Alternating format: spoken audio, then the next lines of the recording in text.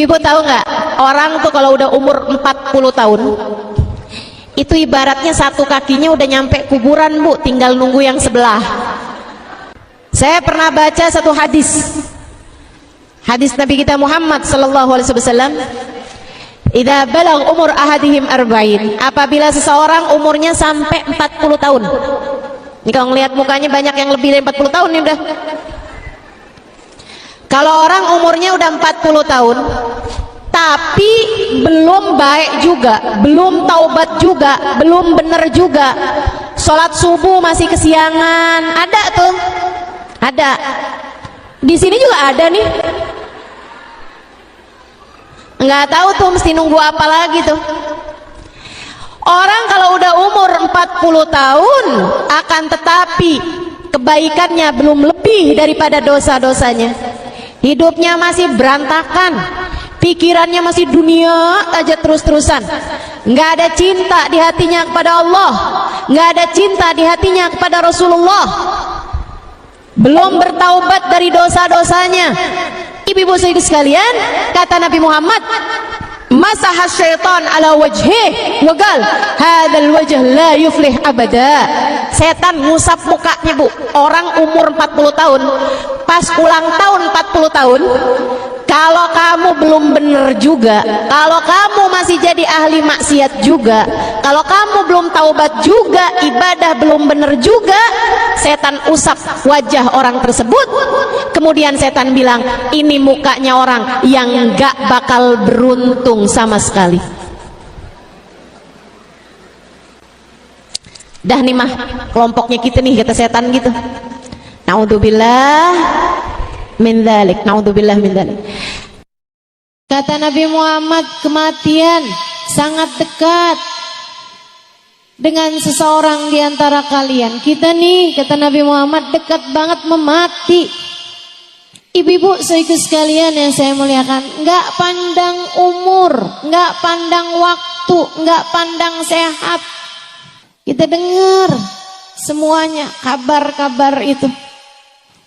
Dan Bu, sebagaimana kamu dengar kematian orang-orang yang bahkan terkadang mendadak, bisa jadi kematianmu pun juga demikian adanya. Hal paling kamu perlukan ketika kamu mati, hal yang pasti kamu perlukan di saat kamu mati, ada dua hal aja, Bu. Dunia sebelum akhirat, hidup sebelum mati. Tapi terasanya justru sesudah datang ajal menjemput kita. Rasulullah Muhammad ibn Abdullah wa ala alihi wa sahbihi wa man wala. Subhanaka la ilma lana illa ma 'allamtana innaka antal alimul hakim. Rabbi shrah li sadri wa yassir li amri wahlul 'uqdatan min lisani yafqahu qawli. Amma ba'du. Baik, sebelum kita mulai, kita akan baca niat belajar bersama-sama. Mudah-mudahan ilmunya nanti sekali lagi jadi ilmu yang manfaat buat kita sekalian. Bismillahirrahmanirrahim. Nawaitu ta'allum wa ta'lim wan naf'a wal intifa' wal mudzakarah wat tadhkir wal ifadah wal istifadah wal hidza 'ala tamassuk bi kitabillah wa sunnati rasulillah sallallahu alaihi wa alihi wasallam wa du'a ilal huda wa dilalata 'alal khair ibtigha'a mardatihi wa qurbih wa thawabih wa husnil khatimah ma'al lutfi wal afiyah wa salahil aqibah برحمتك يا أرحم الراحمين. إلى حضرة النبي محمد صلى الله عليه وسلم وآله وصحبه وأزواجه وذريته وأهل بيته وسلم وجميع الأنبياء والمرسلين والملائكة أجمعين أن الله يغفر لهم ويرحمهم ويعلي درجاتهم في الجنة وينفعنا ببركاتهم وأسرارهم وأنوارهم وعلومهم ونفعاتهم في الدين والدنيا والآخرة. الفاتحة. Baca bersama-sama. A'udzu billahi minasyaitonir rajim. Bismillahirrahmanirrahim. Alhamdulillahi rabbil alamin. Arrahmanir rahim. Maliki yaumiddin. Iyyaka na'budu wa iyyaka nasta'in. Ihdinas siratal mustaqim. Siratal ladzina an'amta 'alaihim ghairil maghdubi 'alaihim waladdallin. Amin. Taqabbalallahu minna wa minkum. Taqabbal ya karim. Bu, Kak, nggak pandang umur, kita semuanya bakalan mati. Betul? Kadang-kadang yang kita kira umurnya masih bakalan panjang, ternyata nggak begitu. Ini zaman-zaman akhir nih, zaman musim mati mendadak. Pernah nggak ketemu orang, baru beberapa hari dengar kabar orang itu meninggal dunia? Pernah? Nggak terima berapa hari, kadang baru beberapa jam kita ketemu sama dia kayak baik-baik aja gitu. Nggak lagi terbaring sakit, nggak lagi kenapa-napa. Tiba-tiba subhanallah, subhanallah, ajal memang begitu dekat. Kita dengar kabar dari masjid, ternyata orang tersebut meninggal dunia. Wal mautu aqrab min ahadikum min syirakin na'lih. Kata Nabi Muhammad, kematian sangat dekat dengan seseorang di antara kalian. Kita nih, kata Nabi Muhammad, dekat banget memati. Aqrab gharibin yuntadhar. Katanya Imam Al-Ghazali, perkara gaib yang paling dekat, akrab gaib yuntadhar, adalah kematian.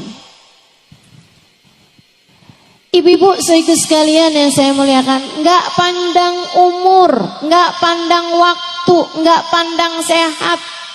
Enggak. Kita dengar semuanya kabar-kabar itu. Dan Bu, sebagaimana kamu dengar kematian orang-orang yang bahkan terkadang mendadak, bisa jadi kematianmu pun juga demikian adanya. Mungkin seseorang di antara kita ada yang udah kain kafannya tuh udah siap di toko, beberapa hari lagi bakal dibeli sama keluarga kita. Bisa jadi, bisa jadi saudara sekalian. Nih hari ini hadir, beberapa hari kemudian dengar kabar yang hadir kemarin itu ada yang meninggal dunia. Kita nggak pernah tahu, nggak pernah tahu. Karenanya dengerin saya. Hal paling kamu perlukan ketika kamu mati, hal yang pasti kamu perlukan di saat kamu mati, ada dua hal aja Bu. Kamu pasti perlu itu. Sebenarnya bahkan dari saat hidup di dunia ini kamu udah perlu dua hal tersebut. Tapi kita suka ingkar, kita suka kemana-mana, kita kirain kita nggak perlu, padahal sebenarnya kita perlu. Kita kirain kita perlunya duit di atas semuanya, padahal nggak gitu. Kita lebih perlu dua hal ini daripada apapun aja. Dunia sebelum akhirat, hidup sebelum mati. Tapi terasanya justru sesudah datang ajal menjemput kita. Betapa perlu sekali kita sama dua hal ini. Apa itu? Satu, rahmat. Dua, syafaat. Satu apa tadi? Dua apa tadi? Kita perlu rahmatnya Allah. Kita perlu syafaatnya Rasulullah. Kamu perlu rahmatnya Allah. Kamu perlu syafaatnya Nabi Muhammad. Orang tuamu perlu rahmatnya Allah. Orang tuamu perlu syafaatnya Rasulullah. Anakmu perlu rahmatnya Allah. Anakmu perlu syafaatnya Rasulullah. Suamimu juga, saudaramu juga. Tidak ada yang lebih kamu perlukan, Dek.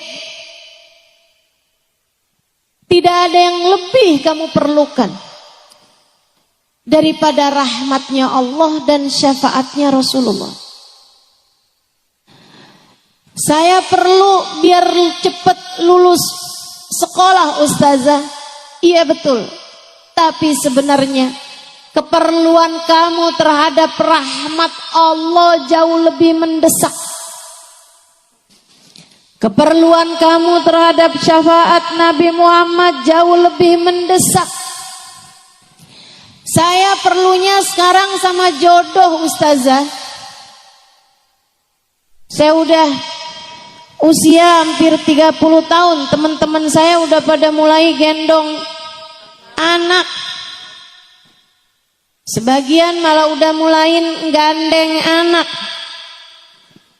Sebagian malah udah ada yang anaknya lulus SD, Ustazah. Saya belum juga nikah.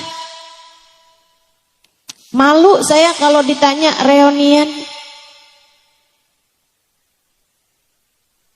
Kamu ngerasa yang paling kamu perlukan adalah jodoh? Enggak gitu. Enggak gitu. Yang paling kamu perlukan adalah rahmatnya Allah dan syafaatnya Rasulullah. Ini di dunia. Apalagi ntar di saat kamu mati. Apalagi ntar di hari akhirat. فَأَمَّا الَّذِينَ بِيَضَّتْ وُجُوهُهُمْ فَفِي رَحْمَةِ اللَّهِ هُمْ فِيهَا خَالِدُونَ. Kata Allah dalam Al-Quran, orang yang nanti di padang mahsyar wajahnya putih berseri-seri, di saat sebagian wajah yang lain ada yang dihitam legamkan, bahkan banyak di antara mereka yang wajahnya diserupakan dengan wajah binatang.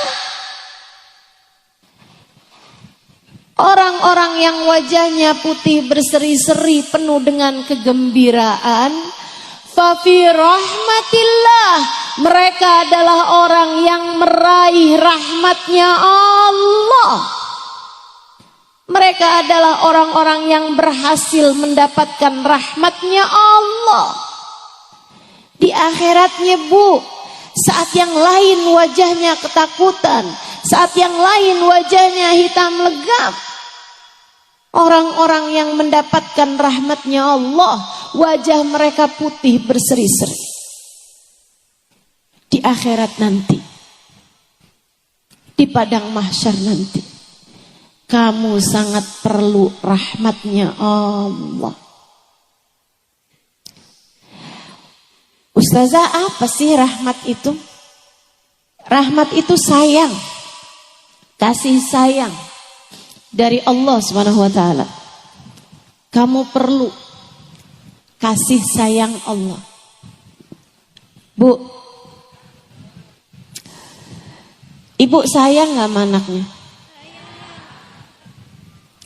Dan saya tahu ketika ibu sayang sama anak ibu, di saat ibu punya makanan anak ibu suka aja, ibu akan rela memberikan makanan tersebut kepada anak ibu. Betul begitu? Sampai anaknya bilang, tuh mah makanannya masih ada. Oh udah mama udah kenyang, kamu aja. Padahal kamu masih pengen. Tapi kamu bisa berkata seperti itu. Kenapa? Sayang. Kamu sayang sama anak kamu. Kamu kalau sayang sama anak kamu mainan api sampai kemudian deket-deket sama kebakar. Apa yang akan kamu lakukan? Dengan sedaya upaya kamu akan menyelamatkannya. Gak boleh ada yang gangguin dia saat dia masih bayi. Kalau lagi banyak nyamuk, kamu akan kasih tutupan biar gak digigitin nyamuk. Kalau ada nyamuk deketin dia, sakit hati kamu. Kamu rasanya mau bilang menyamuk, kamu gigit anak saya gigit loh. Sayang.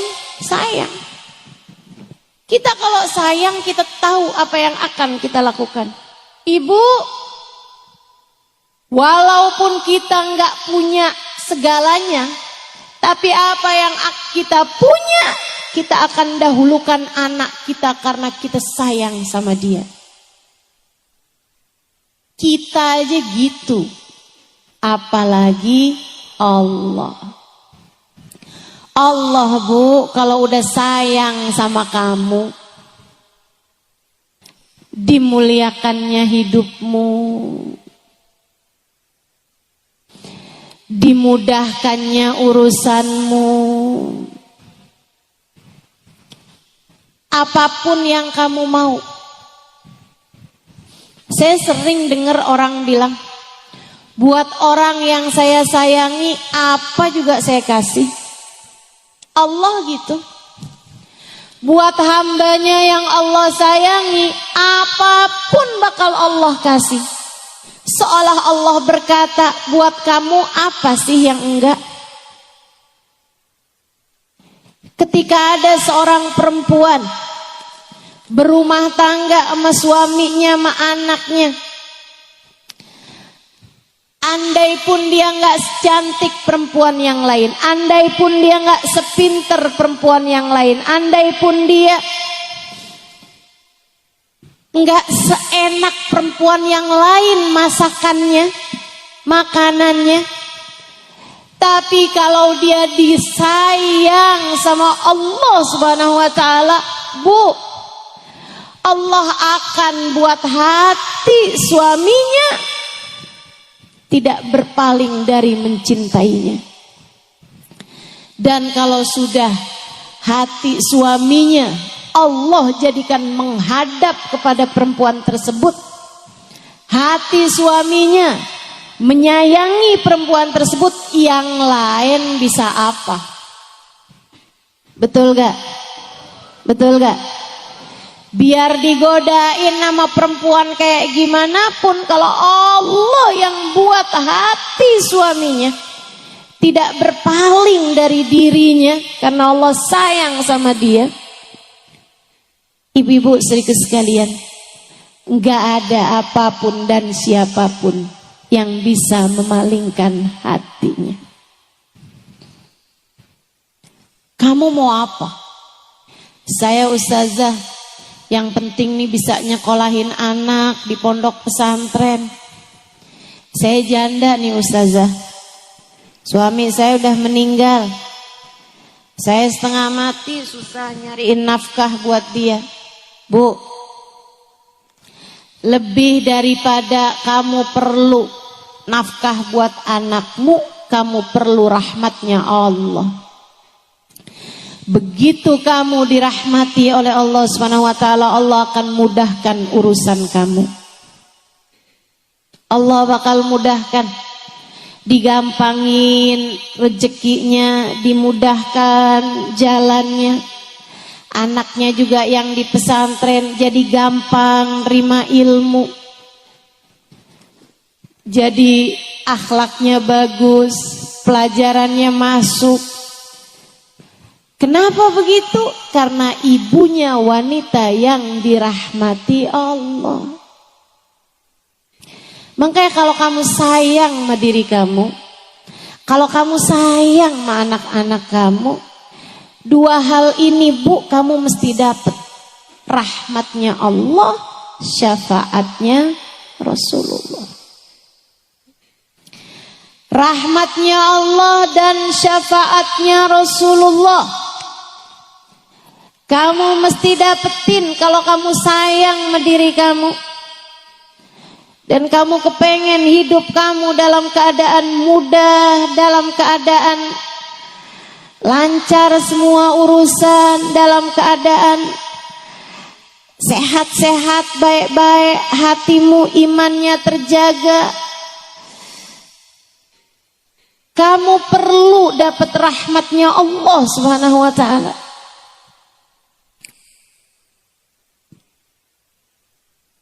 Belum lagi kalau datang kematian.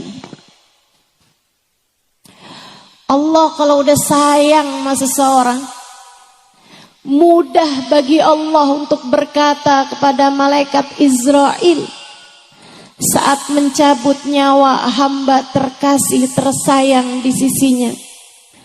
Israel, pelan-pelanlah dalam mencabut nyawanya.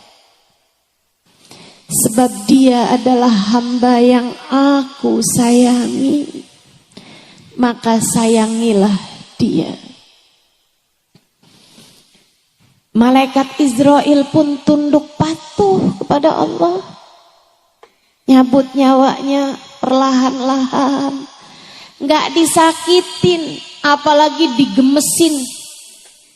Ada banyak orang-orang yang ketika nyawanya dicabut, malaikatnya gemes nih, dia nih orangnya nih.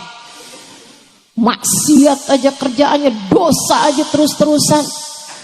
Nyakitin hati orang aja nih. Nih dia nih, sholat ditinggal, ibadah tinggal, kerjaannya utang mulu.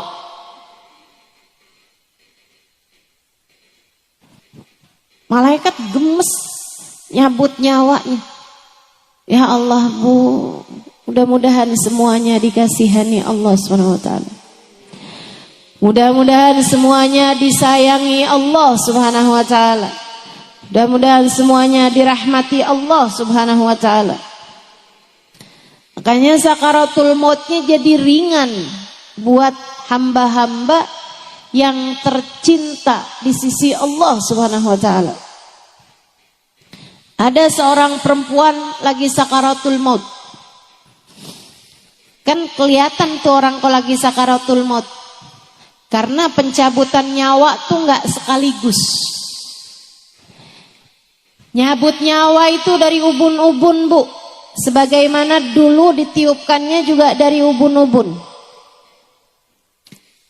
Nasiyah dalam bahasa Arab. Wa inni akhidun binasiyatiha, kata Allah. Aku yang menguasai ubun-ubunnya. Tempat ditiupkannya ruh sekaligus tempat dicabutnya ruh. Sehingga sekalian saya muliakan, di saat dicabut itu ruh tuh dari sini, itu nggak langsung sekaligus cabut, zek, berhenti dulu nih sampai ke lutut. Karenanya orang sakaratul maut itu kakinya udah dingin karena udah nggak ada nyawanya lagi, sementara badannya yang bagian atas masih hangat. Itu tanda udah mulai masuk sakaratul maut. Udah nggak ada lagi nyawanya tuh Bu. Kakinya juga nggak tegang lagi biasanya. Udah mulai melemas. Karena sudah tidak ada lagi ruh di sana, tidak ada lagi nyawa di sana. Sakitnya luar biasa, Bu.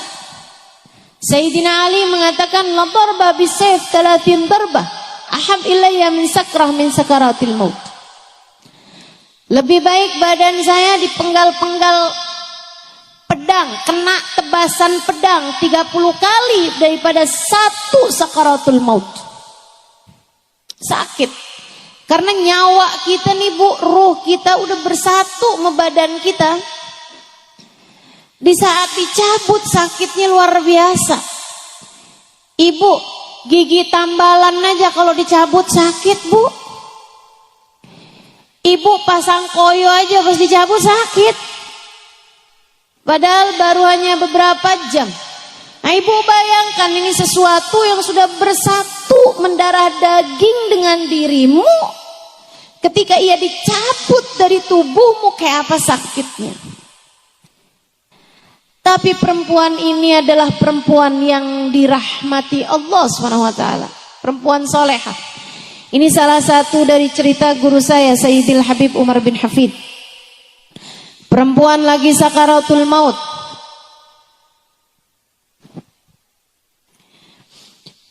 Karena dia adalah perempuan solehah, dicinta sama keluarganya. Anak-anaknya pada nangis.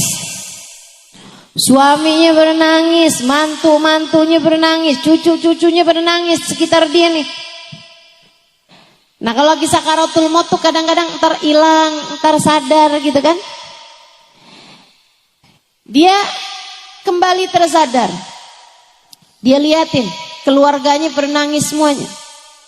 Dia kemudian bilang, ngapain kalian pada nangis? Saya lagi sakaratul maut, mestinya kalian talkin saya.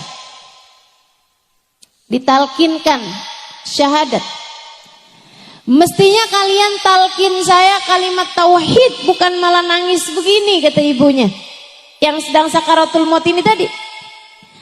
Mestinya kalian bilang nih, la ilaha illallah di telinga saya. Ayo sekarang bilang, la ilaha illallah. Anak-anak, mantu, cucu semuanya pada jawab, la ilaha illallah. Lagi, la ilaha illallah. La ilaha illallah. Lagi, la ilaha illallah. La ilaha illallah. Habis itu meninggal. Bukan orang hidup mentalkin dia, malah justru dia yang mau meninggal dunia mentalkin yang hidup. Perempuan salehah, perempuan yang disayang sama Allah Subhanahu wa ta'ala, almarhumah yang sesungguhnya. Karena arti almarhumah tuh perempuan yang disayang sama Allah. Kenapa ustazah orang kalau meninggal dunia disebutnya almarhumah? Yaitu doa yang paling dia perlukan. Kita doakan dia semoga menjadi perempuan yang dirahmati Allah SWT, yang disayang sama Allah SWT. Karena memang diperlukan orang di saat meninggal dunia adalah rahmatnya Allah. Sebaliknya, Bu, mau sekaya apapun orang, mau sehebat apapun orang, mau sepinter apapun orang, mau dicintanya kayak gimana, kalau udah sakaratul maut, ibu-ibu saudaraku sekalian, dan dia ternyata tidak dirahmati Allah Subhanahu wa ta'ala, naudzubillah min dzalik, naudzubillah min dzalik. Kesian. Bahkan banyak di antara orang-orang itu ketika dia tidak dirahmati Allah, Allah bahkan mencabut iman yang telah Allah anugerahkan pada dirinya. Mudah-mudahan Allah tetapkan iman Islam di hati kita. Semoga Allah tetapkan iman Islam di hati kita. Yang kedua yang kita perlukan adalah syafaat. Dari siapa? Dari orang-orang soleh, terutamanya dari manusia paling soleh, yang kita bahkan sebelum masuk bulan Rabiul Awal sudah memperingati kelahirannya pada hari ini, baginda kita Nabi besar Muhammad. Ustazah, jadi sebenarnya yang paling kita perlukan rahmat atau syafaat? Dua-duanya. Tapi saya kasih tahu Bu, kalau kamu adalah seorang yang dekat dengan Nabi Muhammad, yang disayang sama Nabi Muhammad, maka kamu secara otomatis juga bakalan disayang sama Allah. Sebaliknya, ngerjain apapun kamu, sholatkah, ibadahkah, baik sama suami kah, bakti sama orang tua kah, tapi kamu nggak punya rasa cinta sama Nabi Muhammad, sangat sulit untuk bisa mendapatkan rahmatnya Allah. Jadi saling terkait. Kalau kamu dapat syafaatnya Nabi Muhammad, kamu akan dapat rahmatnya Allah. Kalau kamu dapat rahmatnya Allah, kamu pun akan dapat syafaatnya Nabi Muhammad. Hal-hal ini, dua hal ini, mau rahmat mau syafaat, bisa kamu dapatkan dengan kedekatanmu dengan baginda Nabi besar Muhammad. Yang paling kita perlukan dalam hidup adalah rahmat dan syafaat.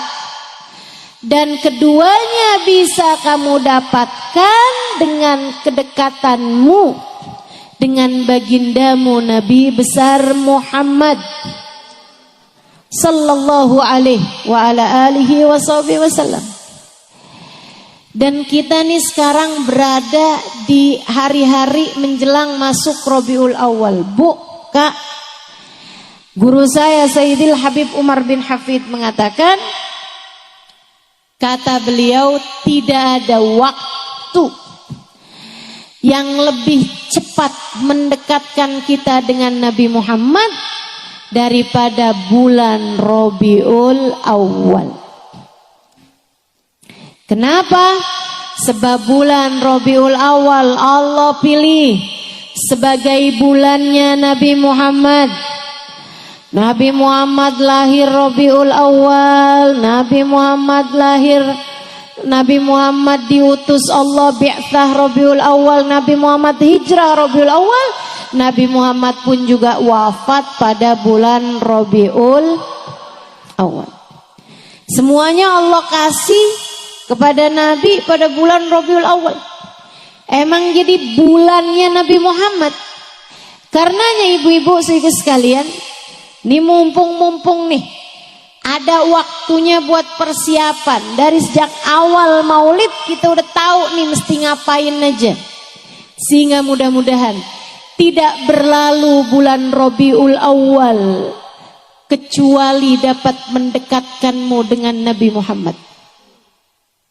Semoga Rabiul Awal ini enggak pergi kecuali sesudah kamu punya nama berada dalam daftar nama umat yang akan disyafaati Nabi Muhammad.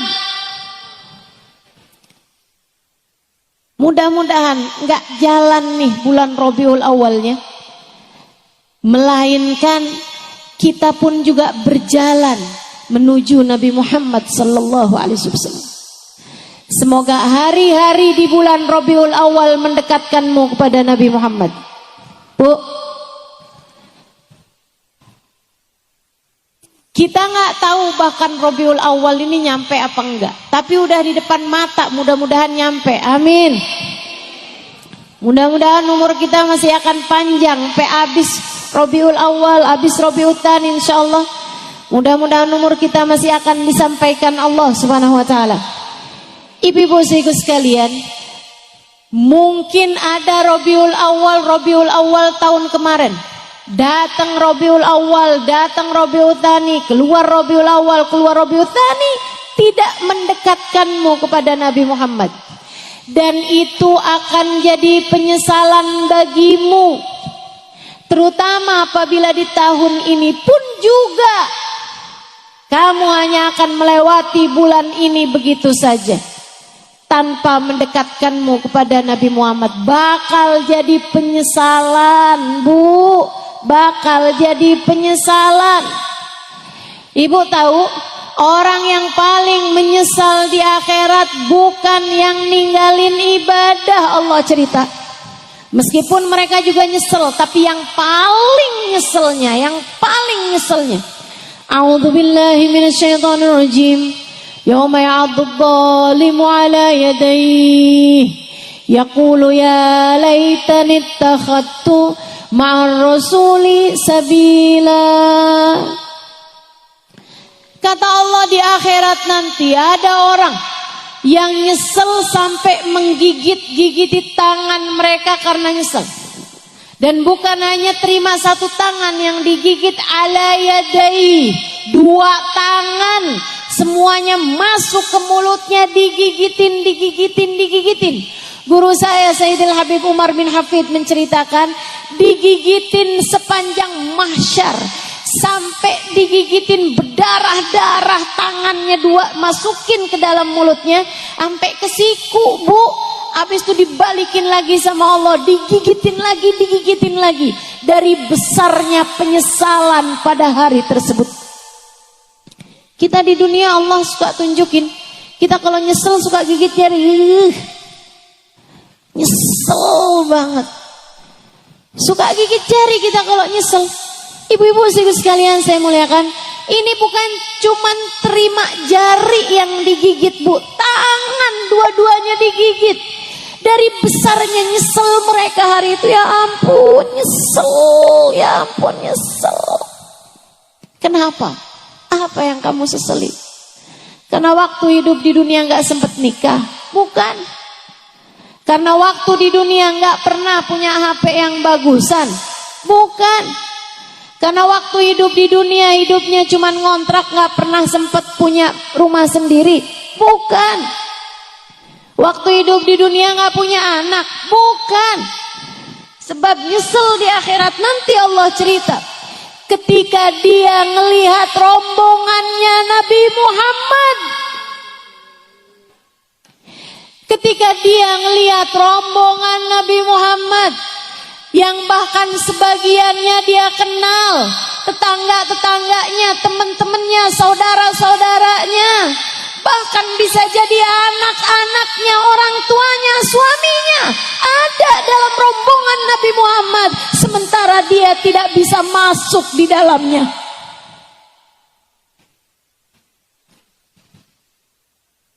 Kamu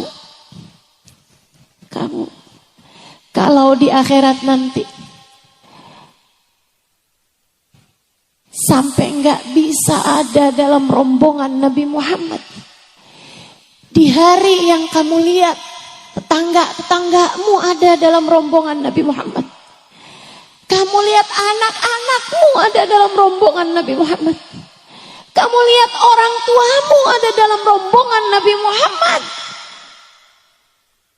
bukan hanya air mata, Bu, darah yang bisa jadi keluar dari matamu hari itu.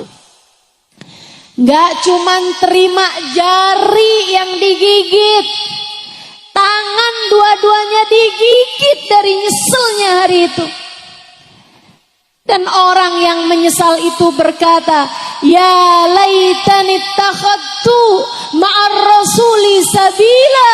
Ya Allah, andai waktu di dunia saya mencari cara hingga saya bisa terhubung dekat dengan Nabi Muhammad sallallahu alaihi wasallam.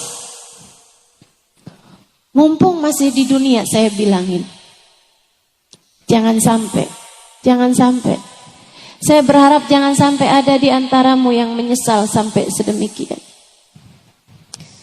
Saya minta kepada Allah SWT dengan sungguh-sungguh, andai pun kamu tidak menganggap apa yang saya sampaikan penting, saya tahu bahwa apa yang saya sampaikan penting, sangat penting bagimu. Karenanya saya mendoakanmu, Bu, Kak, semoga kita semuanya di hari itu tidak menjadi seseorang yang menyesal. Hari itu saat Nabi menggiring umatnya, saya, kamu, kita semua, semoga menjadi salah satu yang ada dalam rombongan beliau. Amin ya Rabbal Alamin. Jangan ada yang tertinggal ya Allah. Jangan ada yang tercecer ya Allah. Jangan ada yang tersisa ya Allah. Kami dan seluruh keluarga kami ya Allah. Jangan ada yang tertinggal ya Allah. Walaupun yang paling banyak dosanya di antara kami ya Allah. Walaupun yang paling buruk akhlaknya di antara kami ya Allah. Walaupun yang paling sedikit ibadahnya di antara kami ya Allah. Kami mohon padamu ya Allah. Giring kami semua di belakang Nabi Muhammad ya Allah. Betapa perlunya kita sama Nabi Muhammad sallallahu alaihi wasallam, sama syafaat Nabi Muhammad sallallahu alaihi wasallam, sama kedekatan dengan Nabi Muhammad sallallahu alaihi wa ala alihi wa sahbihi wasallam. Kita perlu, dan mumpung masih belum masuk Rabiul Awal, kita siap-siapin. Ini adalah bulannya, bulan yang mendekatkan kita lebih cepat dengan Nabi Muhammad dibandingkan dengan bulan-bulan yang lain. Kamu pengen dekat sama Nabi Muhammad nih, bulannya Bu, depan mata kita. Ini bulannya Kak, Dek, Nak, depan matamu, deketin Nabi Muhammad. Orang yang jauh dari Nabi Muhammad bakal nyesel, bakal nyesel. Allah ceritakan hal itu di dalam Al-Quran. Nabi Muhammad pun mengatakan itu dalam hadisnya, fawail liman la yarani Aisyah. Celaka orang yang di hari akhirat nanti tak dapat memandang wajahku, wahai Aisyah. Celaka orang yang di akhirat nanti tak dapat memandang wajahku, wahai Aisyah. Bu, yang gak beriman kepada Nabi Muhammad gak bisa mandang wajah Nabi Muhammad. Yang beriman tapi matinya gak beriman gak bisa mandang wajah Nabi Muhammad.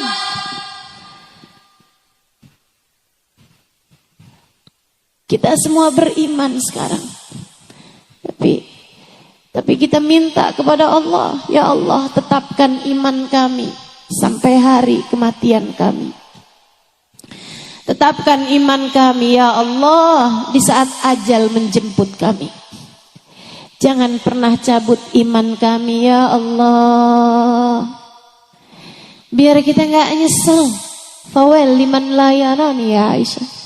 Celaka orang, nyesel orang yang di hari akhirat nanti gak bisa memandang wajahku, wahai Aisyah. Bu, dulu di zaman hidupnya Nabi, ada orang yang kafir kepada Nabi, gak seneng sama Nabi Muhammad, gak seneng sama Nabi, benci sama Nabi.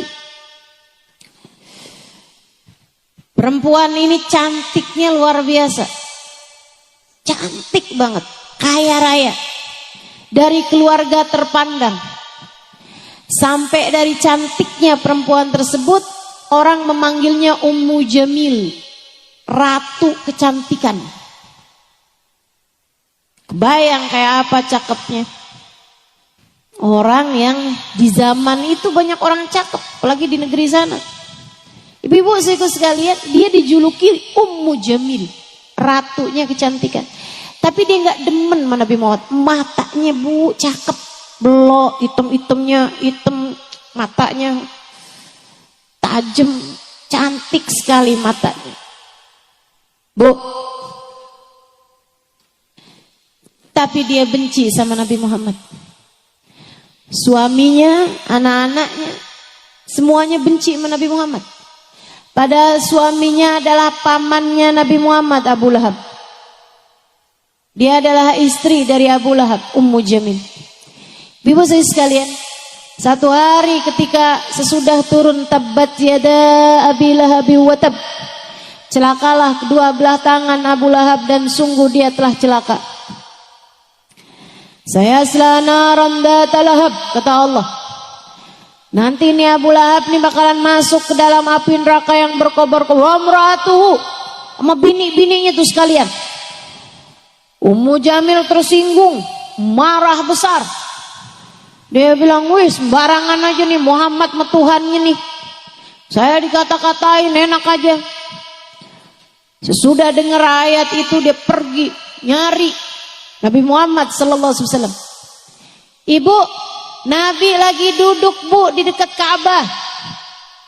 Berdua sama Sayyidina Abu Bakar. Ummu Jamil mau ngelabrak Nabi Muhammad sallallahu alaihi wasallam. Sebelum ngelabrak nih dengan keringetan, dengan kepanikan dan kemarahan, nyari-nyari apa nih yang bisa buat dia pakai sebagai senjata. Diambil batu bu, seukuran kepala orang, bakal lebih gede dari itu. Dibawa tuh batu. Kemudian dia deketin Sayyidina Abu Bakar yang hari itu lagi adep-adepan sama Nabi Muhammad. Dia bilang, Abu Bakar, mana tuh teman kamu tuh Muhammad? Saya dengar dia udah ngata-ngatain saya. Kalau saya lihat dia saat ini, saya akan kepruk kepalanya pakai batu ini. Saya akan pukul kepalanya pakai batu ini. Sayyidina Abu Bakarnya bingung. Dipandanginya wajah Nabi Muhammad. Kemudian dipandanginya Ummu Jamil. Ini gimana sih nih? Yang dia cari ada di hadapan saya, pikir Sayyidina Abu Bakar. Tapi Ummu Jamil tidak melihatnya. Matanya cakep. Matanya cantik. Tapi apa arti matanya yang cantik jika Nabi Muhammad ada di hadapannya dan dia tidak mampu melihatnya? Dia pergi kemudian. Habisnya dia ngancem-ngancem. Bilangin ya sama temen kamu jangan macem-macem sama saya. Kalau saya ketemu dia dan dia masih tetap macem-macem, saya akan pukul dia pakai batu ini. Dia keluar dari situ. Udah agak jauh, Sayyidina Abu Bakar bilang, ya Rasulullah matarak. Maraat ya Rasulullah. Tuh cewek gak melihatmu wahai Rasul. Perempuan itu tidak melihatmu wahai Rasulullah. Nabi Muhammad mengatakan bagaimana melihat cahaya kedua mata yang buta. Seterang apapun cahaya, kalau matanya buta gak bisa lihat. Kita jangan sampai jadi orang yang buta mata hati kita. Khawatir nanti di hari akhirat gak bisa ketemu sama Nabi Muhammad. Saya doain buat semua yang hadir di majelis ini dan keluargamu sekalian. Semoga semua dari kita dan keluarga kita tidak ada yang Allah halangkan matanya dari memandang wajah indah Nabi Muhammad. Semoga semuanya bisa ketemu sama Nabi Muhammad. Semoga semuanya bisa dekat dengan Nabi Muhammad. Sampai matanya bisa lihat wajah Nabi Muhammad. Telinganya bisa dengar suara Nabi Muhammad. Hidungnya bisa nyium wanginya Nabi Muhammad. Kakinya bisa melangkah tidak jauh dari Nabi Muhammad. Semoga Allah SWT izinkan kita untuk bisa bersalaman dan mencium tangan Nabi besar Muhammad. Syafaat Nabi semoga bisa kita dapatkan. Amin. Amin ya Rabbal Alamin. Bulan paling dekat, paling cepat buat mendekatkan kita kepada Nabi Muhammad SAW. Nih bulannya Rabiul Awal. Mesti ngapain Ustazah di bulan Rabiul Awal? Ada beberapa hal yang kamu mesti kerjakan. Yang nomor 1 Bu, yang paling gampangnya, coba diaturin sholawatmu kepada Nabi Muhammad. Cobain. Toh gak ada ruginya ini. Cobain aja. Selama bulan Rabiul Awal misalnya kamu aturkan, saya gak mau tidur 1 hari itu kecuali sesudah baca sholawat kepada Nabi Muhammad 300 kali. Pokoknya 24 jam setiap harinya harus ada sholawat 100 kali saya baca misalnya. Sholawatnya sholawat apa? Terserah kamu aja. Mau baca sholawat Fatih boleh, sholawat Tibil Kulub boleh, sholawat Kamilah atau sholawat Nariyah boleh, sholawat apa lagi? Iya itu tadi Tibil Kulub. Dan saya sebut apa lagi? Sholawat Jibril boleh. Sholawat apa aja yang kamu hafal, yang kamu mudah, kamu baca banyak-banyak. Ustazah saya senengannya sholawat yang pendek-pendek aja, soalnya suka lupa kalau yang panjang-panjang. Boleh. Kayak gimana? Sallallahu ala Sayyidina Muhammad sallallahu alaihi wasallam, sallallahu ala Sayyidina Muhammad sallallahu alaihi wasallam. Pendek. Tapi ya kalau pendek bacanya jangan 100, sedikit kan. Sebentar, 1000 misalnya tiap hari. Selama bulan Rabiul Awal aja dah. Selama bulan Rabiul Awal aja. Kamu niatkan tiap harinya. Dan kamu akan lihat lewat Rabiul Awal rasanya beda, teman-teman. Lihatin aja. Ada sambungan lebih dibandingkan dengan sebelumnya. Ada rasa yang tidak biasa. Ada kemudahan-kemudahan dalam urusan. Ada hati yang lebih terjaga. Ada dosa yang lebih takut buat kamu kerjain. Ada ibadah yang asalnya kamu berat kerjain jadi ringan. Kamu liatin aja. Dawamkan, istiqomahkan, baca sholawat yang banyak kepada Nabi Muhammad selama bulan Rabiul Awal dan kamu akan lihat hasilnya. Saudaraku sekalian saya muliakan, banyak ulama nambahin jumlahnya. Ada yang sampai 40 hari. Jadi 30 hari bulan Rabiul Awal, kemudian nambah 10 hari dari bulan Rabiul Tsani. Ada juga yang nambahinnya 2 bulan, Rabiul Awal sama Rabiul Tsani. Dan kamu akan lihat hasilnya. Niatin dari sekarang, saya mau ngerjain nih.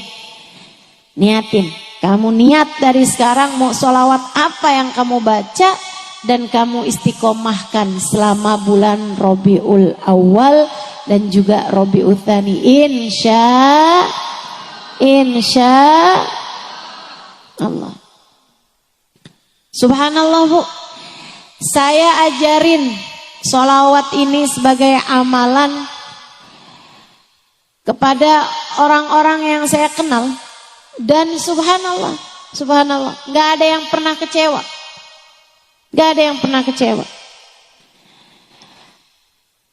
Ada beberapa waktu lalu teman saya cerita, ada temennya suaminya kena tangkep polisi.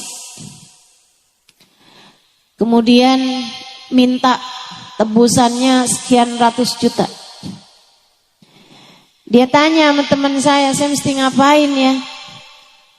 Diajarin sama teman saya, baca aja nih sholawat ini nih. Ustazah Halimah ajarin. Kalau ada hal-hal yang berat-berat suruh baca sholawat ini. Apa sholawatnya? Allahumma salli ala Sayyidina Muhammadin qad daqat hilati adrikni ya Rasulullah. Allahumma salli ala Sayyidina Muhammadin qad daqat hilati adrikni ya Rasulullah.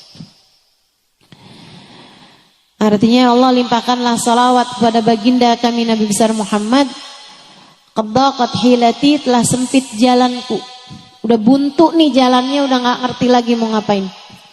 Adrikni ya Rasulullah, tolong selamatin saya dengan syafaatmu wahai Rasulullah. Syafaati saya, tolongin saya wahai Rasulullah. Dia amalin. Ustazah ini minta tolong sama Nabi Muhammad. Iya, dengan syafaatnya Nabi Muhammad. Bukannya gak ada yang bisa ngasih pertolongan kita kecuali Allah, betul? Betul. Akan tetapi Allah memberikan kepada orang-orang tertentu, terutamanya para nabi-nabinya, kemampuan, jatah untuk bisa memberikan pertolongan. Ini yang disebut dengan nama syafaat. Semuanya dari Allah SWT, Allah yang ngasih. Sama aja kayak rezeki, ini kan semuanya punyanya Allah. Tapi kan ada orang-orang yang dikasih duit, dikasih rezeki lebih banyak misalnya. Ma Allah SWT, orang yang miskin, orang yang susah bisa minta sama dia. Kan begitu? Sama halnya dengan urusan yang ini juga sama. Yang punya pertolongan Allah SWT, tapi Allah memberi kepada hamba-hamba yang dia cintai berupa syafaat ini, sehingga dia bisa memberikan jatah pertolongan Allah SWT tersebut kepada seseorang yang meminta kepada Allah dengan keberkahan dirinya. Jadi dia pun baca salawat itu. Banyak-banyak dia baca, Bu. Sehari, 2 hari, 3 hari. Itu mereka pertamanya minta tebusannya itu tambah naik. Dari yang mungkin 100 juta yang naik jadi 200 juta. Dia gak mau, tetap gak mau bayar. Suaminya bujuk-bujukin dia, telepon, tolongin dong, tolongin saya. Kamu kan uangnya ada. Dia tetap gak mau ngasih. Selebihnya dia terus saja dia baca sholawat itu tiap hari beribu-ribu kali. Subhanallah. Dapat hari kelima, suaminya pulang gitu aja. Tanyain, kamu ngapain? Enggak ngapa-ngapain, udah dibebasin begitu aja. Subhanallah, subhanallah. Enggak ada yang enggak beres, Bu, pakai sholawat. Itu yang disampaikan Sayyid Muhammad bin Alawi bin Abbas Al-Maliki. Beliau bilang, enggak ada permasalahan di dunia ini enggak selesai pakai sholawat, enggak ada. Enggak ada, selesai semua pakai sholawat. Ada ustazah, saya punya masalah, saya udah banyakin sholawat, enggak kelar-kelar juga, kurang banyak. Banyakin lagi. Sambil tentu saja perintah Allah jangan dilanggar, dosa-dosa ditinggalin. Lah kalau kamu pergi baca sholawat, tapi perintah Allah kamu tinggalkan, sholat duhur kagak, sholat asar enggak, tapi kerjaannya yang penting kan saya udah sholawat, masalah-masalah kok gak kelar nih Ustaz Ali mah bohong nih. Enggak, Bu, perintah Allahnya kamu kerjakan. Tuh orang yang baca sholawat tapi enggak ngerjain perintah Allah, kayak orang pakai kerudungan tapi enggak pakai baju dah. Iya kan gitu. Yang wajib malah dia enggak kerjain. Enggak gitu ceritanya, Bu. Nah, jadi dikerjakan perintah Allah, dijauhi larangan Allah. Tambahan amalan sunnahnya adalah dengan membaca sholawat. Insya. Ini saya ulang-ulang ini. Insya. Biar kamu niat benar-benar di dalam hatimu. Ya, saya mau baca sholawat selama bulan Rabiul Awal, Rabiul Tsani. Saya mau tertibin nih urusan. Karena memang kita punya urusan nih kan banyak ya, Bu ya. Nggak ada orang hidupnya ideal tuh, nggak ada. Pasti ada aja susahnya. Karena ada yang susah bagian urusan suami, ada yang susah bagian urusan anak, ada yang susah bagian urusan rezeki, ada yang susah bagian urusan dijahatin orang, ditipu, ada aja. Hidup memang satu paket. Nah biar kita nih saat menghadapi berbagai macam ujian dalam kehidupan, kita berhasil melewatinya, maka pakai senjatanya namanya sholawat. Insya. Yang kedua, kamu kalau kepengen deket sama Nabi Muhammad sallallahu alaihi wasallam, kerjain sunnahnya Nabi. Sunnahnya Nabi, kerjain. Nggak usah yang gede-gede. Siapa di antara kita yang mampu ngerjain sunnahnya Nabi yang besar-besar? Nggak ada. Itu mah kelas-kelasnya sahabat Nabi Muhammad. Bangun malam sampai bengkak telapak kaki. Ibu-ibu kalau bengkak sih palingan gara-gara asam urat, hipertensi ibu ya, atau gara-gara gula darah, kesleo, nah kayak gitu aja kita. Diabetes tuh juga kadang bikin kaki bengkak. Tapi gara-gara kebanyakan sholat malam, nggak ada nih rupanya di sini. Muka-mukanya nggak ada yang begitu tuh di sini. Betul? Sholat subuh ada yang terlambat apa enggak nih? Enggak ya, insya Allah ya. Ya Allah. Bu, hidupkan sunnah. Enggak usah yang besar-besarnya, kita enggak mampu. Sekurangnya yang kecil-kecilnya deh. Apaan sudah yang kecilnya tuh? Kayak misalnya kamu enggak sanggup bangun malam sampai bengkak telapak kaki. Sekurangnya 2 rakaat, 4 rakaat. Atau sekurangnya 7 rakaat sholat witir. Kamu sholatkan sebelum adzan subuh. Bangun sebelum subuh walaupun 1/4 jam, walaupun setengah jam. Kamu tengadahkan tanganmu, kamu berdoa meminta kepada Allah Subhanahu wa taala. Kamu hidupkan sunnahnya Nabi Muhammad. Masuk rumah kaki kanan, keluarnya kaki. Hadir di majelis dengan adab-adabnya kamu pakai, dengerin kajian dengan benar. Yang khusyuk. Itu semuanya merupakan bagian dari sunnahnya baginda kita Nabi besar Muhammad sallallahu alaihi wasallam. Berbuat baik pada tetangga, berbuat baik pada saudara, berbuat baik kepada keluarga, bagian dari sunnahnya Nabi Muhammad sallallahu alaihi wasallam. Makan jangan sambil berdiri, makannya sambil. Jangan pakai tangan kiri, pakainya tangan. Sunnahnya Nabi Muhammad sallallahu alaihi wasallam. Banyak di antara kita yang zaman kecil kita masih kerjain, udah gede-gedean lupa. Masuk kamar mandi, Allahumma inni a'udzubika minal khubuthi wal khaba'ith. Zaman anak kita kecil tuh. Zaman kita kecil kita mesti amalin. Anak kita kecil kita ajarin. Giliran anak kita gede dia lupa, emaknya juga lupa. Banyak yang begitu. Yuk nih di bulan Rabiul Awal, Rabiul Tsani kita hidupkan lagi. Kata Nabi Muhammad, man ahya sunnati faqad ahabbani wa man ahabbani kana ma'i fil jannah. Siapa yang menghidupkan sunnahku berarti dia telah mencintai aku. Siapa yang mencintai aku kelak akan bersama denganku di surga. Amin. Amin ya rabbal alamin. Bu, itu karunia Allah. Kalau kamu dikasih sama Allah, hidupnya itu dekat sama sunnah-sunnahnya Nabi Muhammad. Kamu ngerjain sunnahnya Nabi Muhammad yang kamu mampu gitu. Kamu periksa setiap kamar mandi, pastikan kakinya kaki kiri masuknya, keluarnya kaki kanan. Yang hal-hal kayak beginian nih, kalau kamu diberi kemudahan, itu merupakan pertanda Allah cinta sama kamu. Enggak semua orang dikasih kayak begitu. Enggak semua orang dikasih kayak gitu. Andai kamu dikasih kayak begitu, dekat sama Nabi dan menghidupkan sunnahnya Nabi.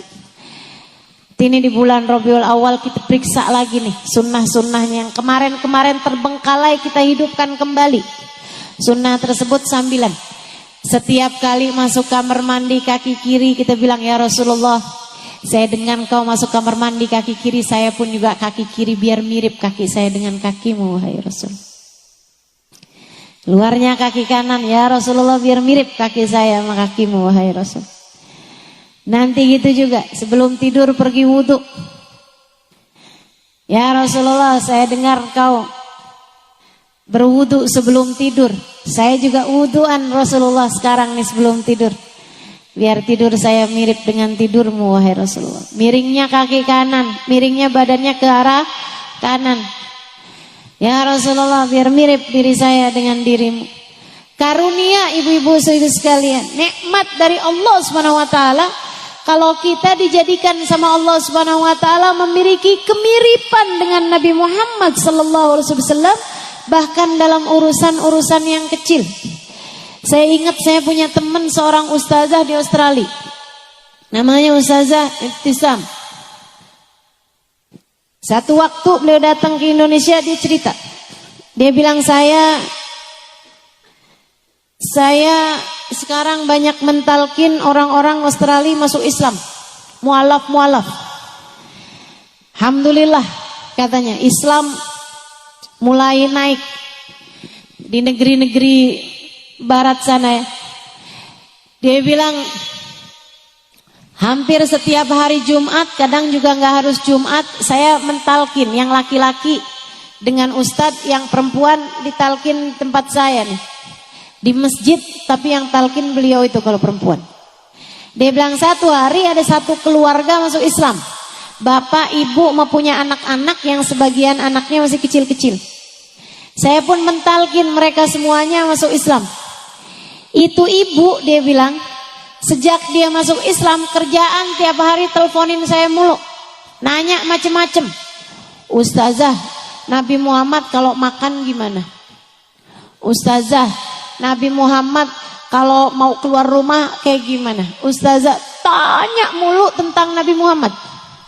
Dia bilang satu hari si ibu ini telepon saya subuh-subuh. Saya baru habis selesai sholat subuh, telepon berdering, saya angkat dari si ibu itu. Dia bilang, Ustazah, anak saya sakit gigi. Saya bilang, iya. Kalau gitu kamu bawa aja, saya bukan dokter gigi.